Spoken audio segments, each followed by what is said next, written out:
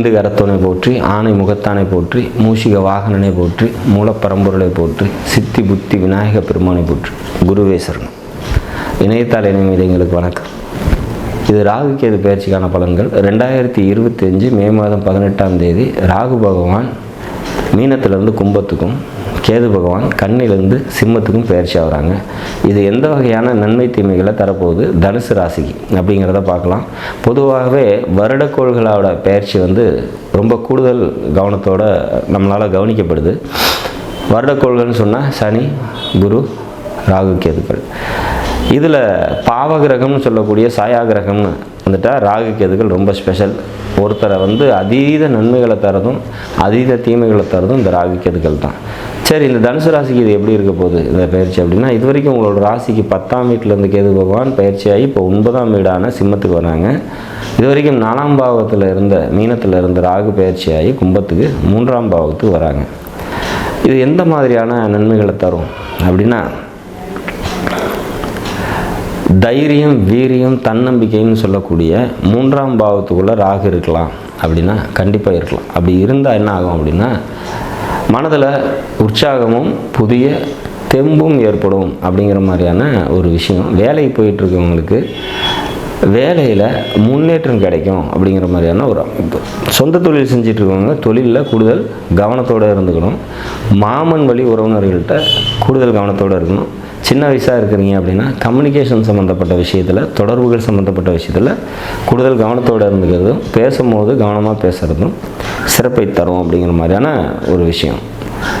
ராகு பகவான் 3ஆம் வீட்டில் இருக்கும்போது பல நன்மைகளை, மறைந்த இடத்துல இருக்கும்போது நன்மைகளை நிச்சயம் தருவார் அப்படிங்கிற மாதிரியான ஒரு அமைப்பு.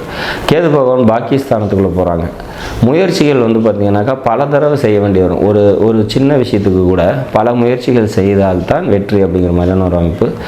தந்தையோட தேவையற்ற வாக்குவாதங்களை தவிர்த்துறது சிறப்பை தரும். ஏன்னா பாவத்தில் 9ஆம் பாவத்தில் கேது போகும்போது பார்த்திங்கன்னா தந்தை வழியில் பிரச்சனைகளை தரத்துக்கான வாய்ப்புகள் உண்டு அப்படிங்கிற மாதிரியான ஒரு அமைப்பு.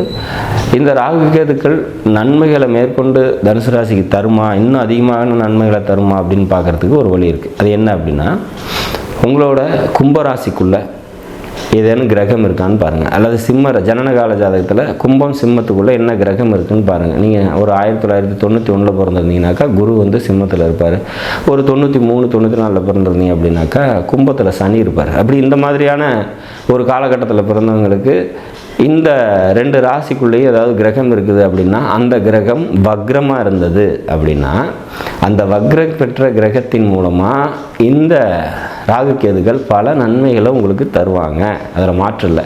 பொதுவாக ராகு கேது பயிற்சி எப்படி இருக்குன்னு நம்ம பார்க்குறத விட, சப்போஸ் இந்த கும்பத்துக்குள்ளேயும் சிம்மத்துக்குள்ளேயும் ஏதாவது கிரகம் இருந்து அது வக்ர நிலையில் இருந்தால், ராகு கேதுக்களுக்கு எப்போவுமே வக்ரம் பெற்ற கிரகங்களோட கோட்சாரத்தில் ட்ராவல் பண்ணும்போது பல நன்மைகளை அவங்களுக்கு செய்யுது. சப்போஸ் அந்த குரு சிம்மத்துக்குள்ளே இருக்க குரு வக்ர நிலையில் இருந்ததுன்னு வச்சுங்க, உங்களுக்கு பொருளாதாரம் சம்மந்தப்பட்ட உயர்வு நிச்சயமாக ஏற்படும். உங்களோட ராசிநாதனே வேறு, குரு வேறு. அதனால் பல நன்மைகளை நிச்சயம் தருவார் அப்படிங்கிறத எதிர்பார்க்கலாம். வக்ரம் பெறாத குருவாக இருந்தது அப்படின்னா பொருளாதாரம் சம்மந்தப்பட்ட சிக்கலை தருவாங்க. இப்போ 2க்குமான டிஃப்ரென்ஸ் அதுதான். குரு இருந்தால் போதுமா அப்படின்னா, குரு வக்ரம் பெற்று இருக்கும்போது கூடுதல் நன்மையும், வக்ரம் பெறாத இருக்கும்போது சிரமத்தையும் தருவாங்க. அதே மாதிரி இங்கே சனி இருந்தது அப்படின்னா, உதாரணத்துக்காக சொல்கிறேன், சப்போஸ் கும்பத்தில் சனி இல்லை, வேறு புதன் இருக்கலாம், சுக்கிரன் இருக்கலாம், செவ்வாய் இருக்கலாம், எந்த கிரகம் இருந்தாலும் வக்ரம் பெற்ற நிலையில் இருந்து, நான் சொன்ன கிரகங்கள் வக்ரம் பெற்று இருந்துச்சு அப்படின்னா, உங்களுக்கு இந்த ராகு பகவான் கூடுதல் நன்மையும் அள்ளி கொடுத்துட்டு போவார் அப்படிங்கிறதுல மாற்றம் இல்லை. எப்போவுமே சாயா கிரகங்கள் தீய பலன்களை தான் தருமா அப்படின்னா இல்லை.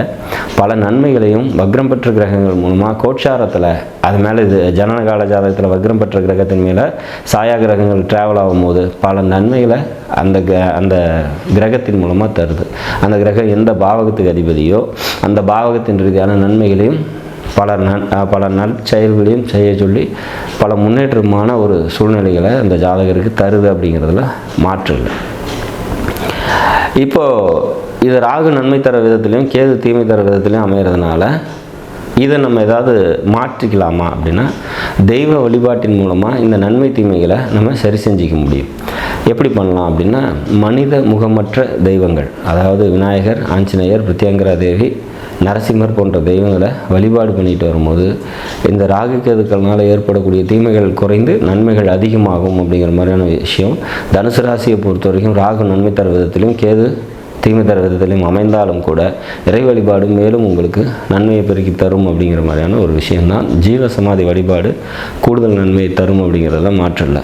இந்த பயிற்சி முன்பு இருந்த நிலைப்பாட்டை விட இது ராகு நன்மை தர விதத்தில் வந்துட்டார், கேது தீமை தர விதத்துக்கு போயிட்டாங்க. எப்போவுமே ராகுவும் கேதுவும் சேர்ந்தாப்புல நன்மை தரது பார்த்திங்கனாக்கா கொஞ்சம் ரேர் தான். பட் இந்த பயிற்சி தனுசு ராசிக்கு பொறுத்த வரைக்கும் ஒரு சுமாரான நற்பலன்களை இந்த ராகு கேது பயிற்சி தந்தே தீரும் அப்படிங்கிற மாதிரியான ஒரு விஷயம்.